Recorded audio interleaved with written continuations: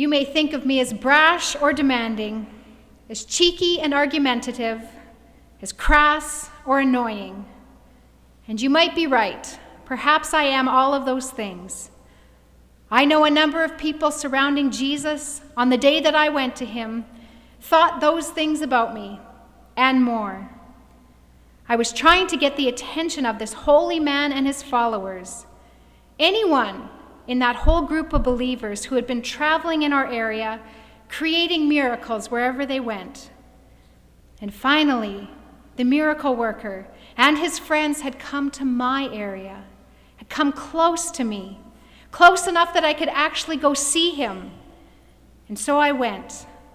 I went to get his attention, to tell him my story, to make him listen to me, to force him to care. But they didn't listen to me.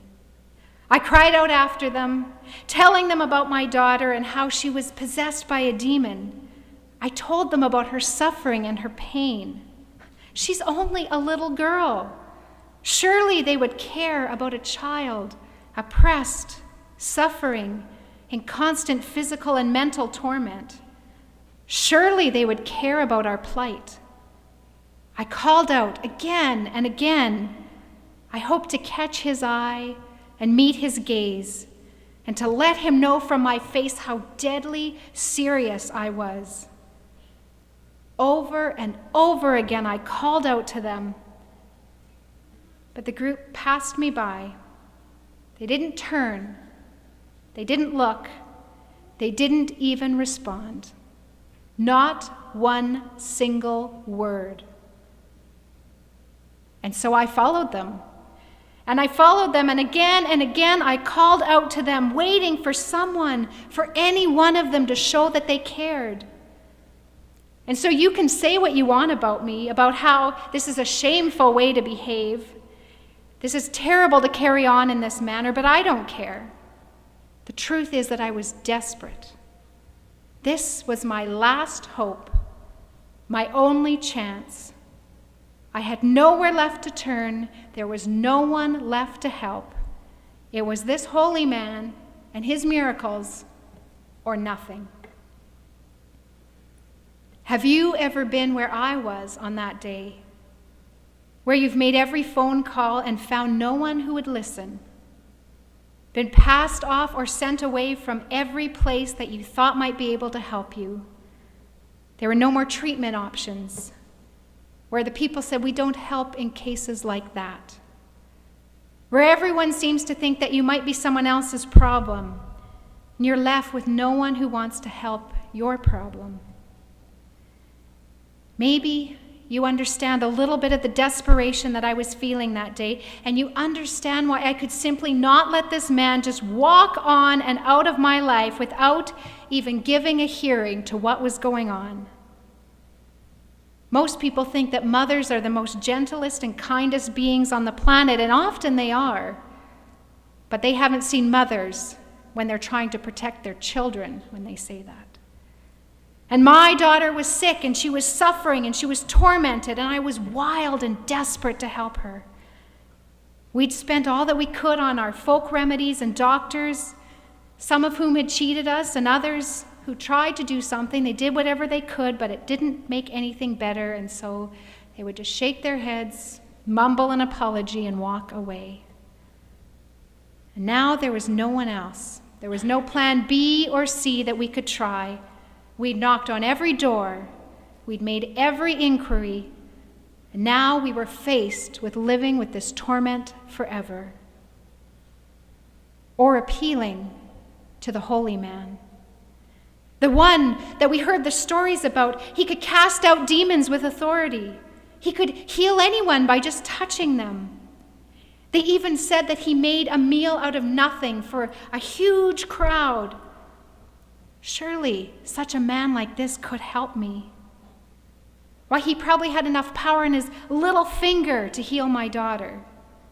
Just a tiny miracle, that was all I needed. A small word, that's not too much to ask. And so I followed them, I cried out, I begged, and I called, and I pleaded, and I followed, and I refused to go away. And at first, all I got for my troubles were turned backs. A couple of sideways glances, maybe, some whispers, a couple of cross looks. But from him, nothing. They kept on walking as if I were invisible.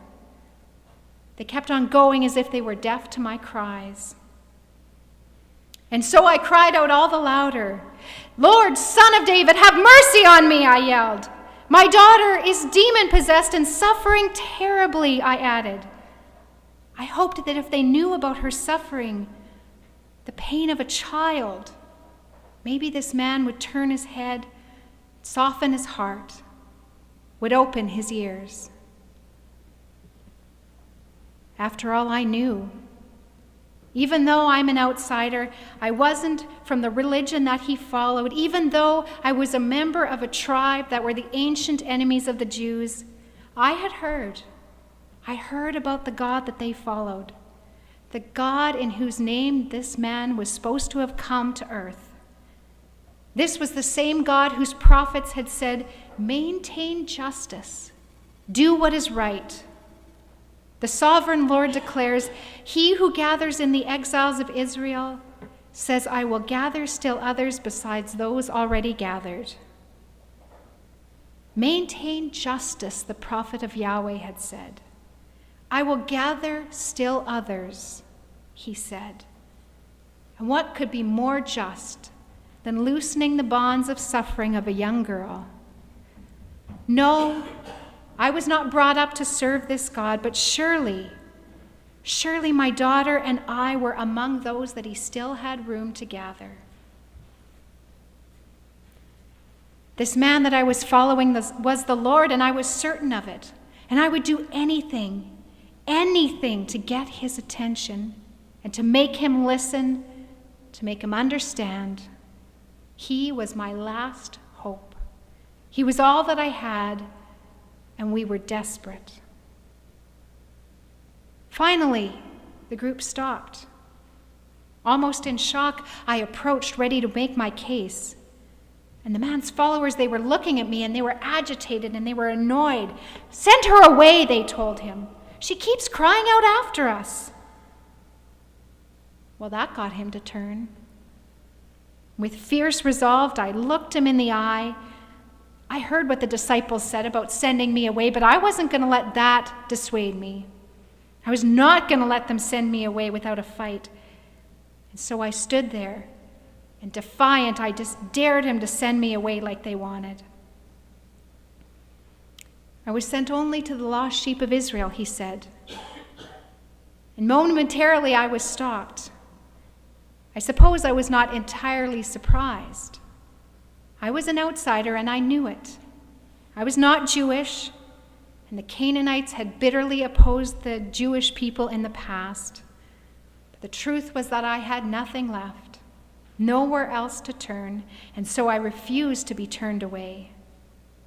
I looked right in his face and tried to arouse that compassion that he was so famous for, to coax one of his smiles that all the people talked about. I knew he had heard me. Half the town had heard me calling after him, and so I repeated myself again. And I raced to the center of that group, and I knelt before him, and I lifted up my face, and I looked him in the eye, and I said, "Lord, help me. Help me." The most basic prayer in the book. It was all I had. Help me, Lord. Help me. And he held my gaze for a moment, and then he said, "But it's not right to take the children's bread and toss it to the dogs."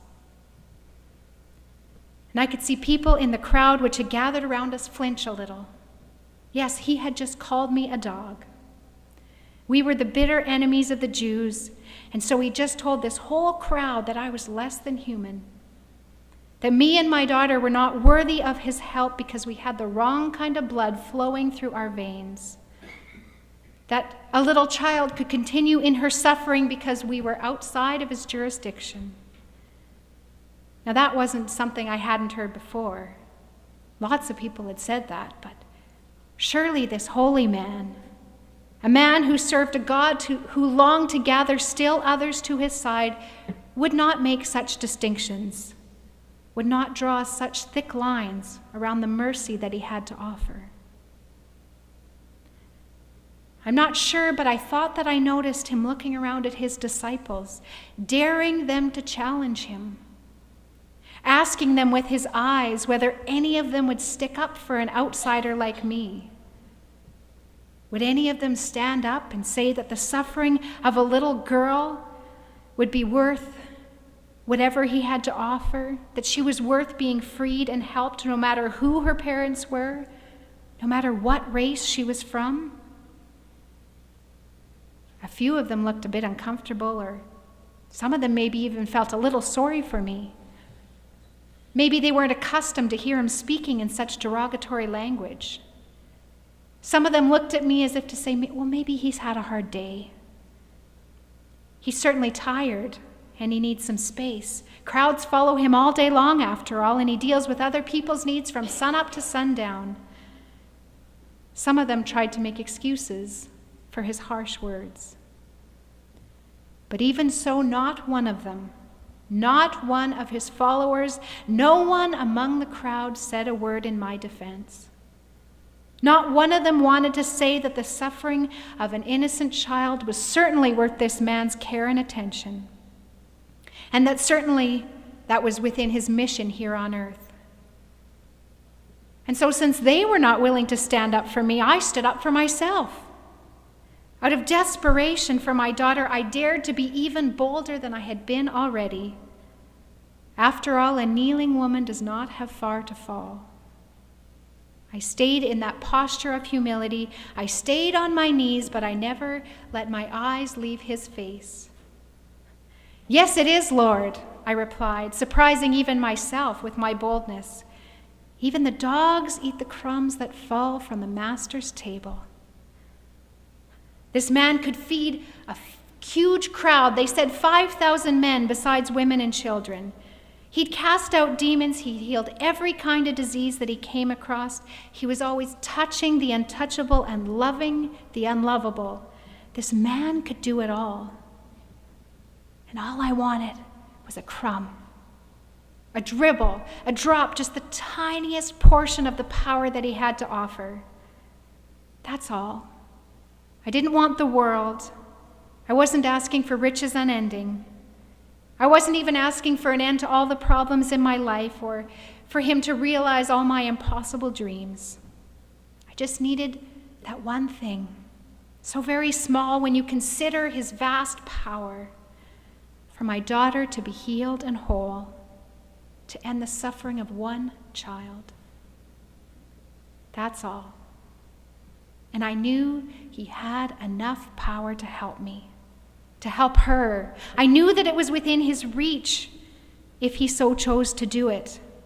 Sure, he had a mission to complete. Yes, he had a job to do, and if his job was to go to the lost sheep of Israel, then so be it.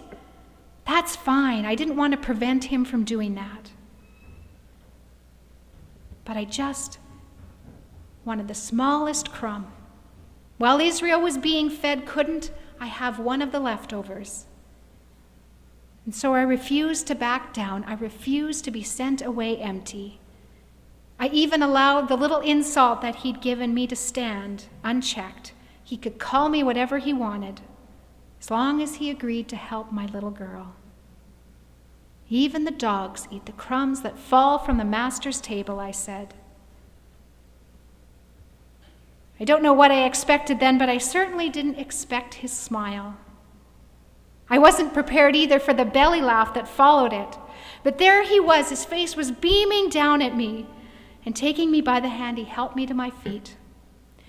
"Woman," he said when he finally stopped laughing, "you have great faith. Your request is granted." The disciples standing among the crowd could not have looked more shocked at those words. Some of them even gaped for a moment with their mouths open before they realized what they were doing and closed them. "You have great faith," he said to me. To me, the outsider whose people were the bitter enemies of Israel, he said, "You have great faith." That was a compliment that I learned later he does not give very often. Something even his disciples longed to hear from him, but almost never did. Jesus did not very often say to anyone that they had great faith, but he said it to me. I couldn't even believe it. I can't tell you one thing out of a list of theological truths about the God of Israel or about Jesus himself. I couldn't tell you if I've done every one or even one of the right things that I needed to do in my life up to that point. I know that I had not said some magic formula of right words. I was an outsider, plain and simple, a woman who was desperate for her child and so had nearly given up. I know I didn't perform a great act of faith like walking on the water as I heard one of his disciples had done. And I know I didn't make any exceptional insights. I just relied on what I'd heard from others. And I was only a desperate woman. My faith consisted only of this, that I had nowhere else left to turn except to appeal to the miracle worker. That was my faith, the faith of someone who believes that Jesus is everything because there is literally nothing and no one else left. The faith of last resort, the faith of desperation, a faith that believed that just a crumb of this man's grace and power would be enough. A faith that refused to let him walk on until he heard me out. That was all I had. But not only was that enough, Jesus said that I had great faith. I can't remember the last time I had great anything, but he said that I had great faith.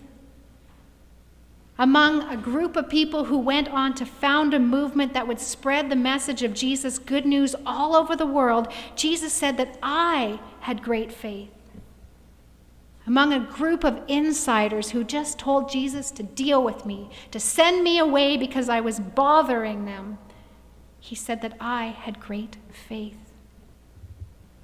That, in and of itself, was worth the price of admission.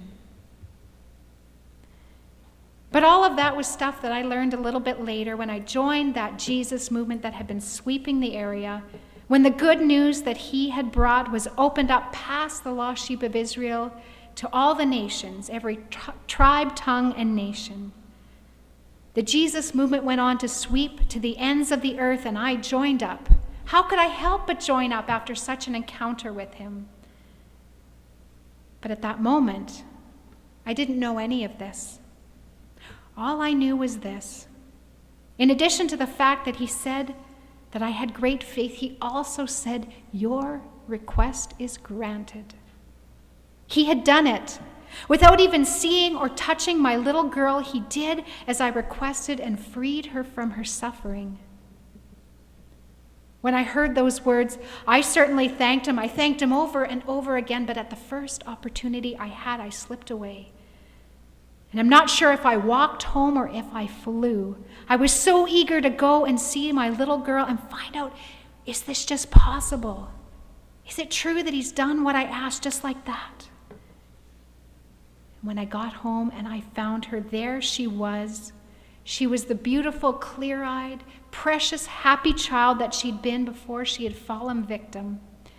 She was herself again. When I compared notes with the other people in my household, I realized with amazement, though later when I reflected upon it, maybe I wasn't totally surprised, but the hour that she got better was the same hour at which he said, "Your request is granted."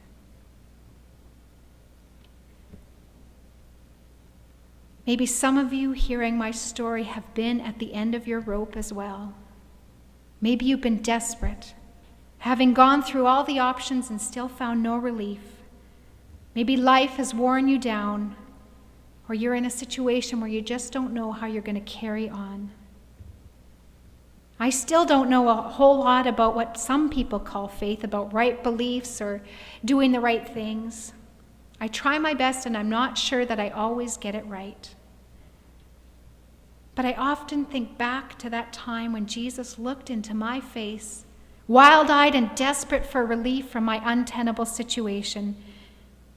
And he told all those surrounding us that I had great faith. Faith that would not give up, that believed in the abundance of a God who gathers in the nations, and in his servant, Jesus, who feeds the crowds and heals the multitudes of their sickness and disease. Faith that believed that only a crumb that fell from his table would be enough. This he called great faith.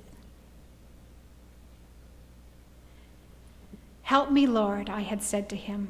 Just a crumb of your grace will be enough.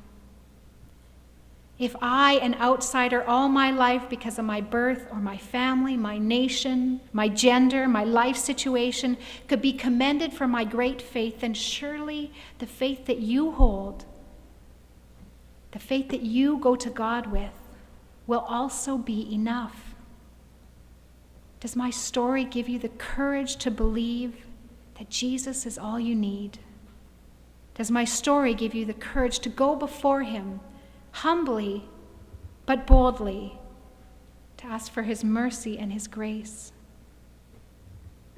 When we're desperate, and perhaps many more of us are desperate than are willing to admit it, do we have the faith to go before Jesus, believing that what he has to offer, whatever he has to offer, will be enough? Let's pray. Our loving God, you have been called the Holy One of Israel. You keep your covenants. You restore what is lost. You heal what is wounded. You gather in those who have been rejected. Give us the faith to speak as steadfastly as did the Canaanite woman, that the outcast may be welcomed and all people may be blessed. All these things we pray in your precious and holy name. Amen.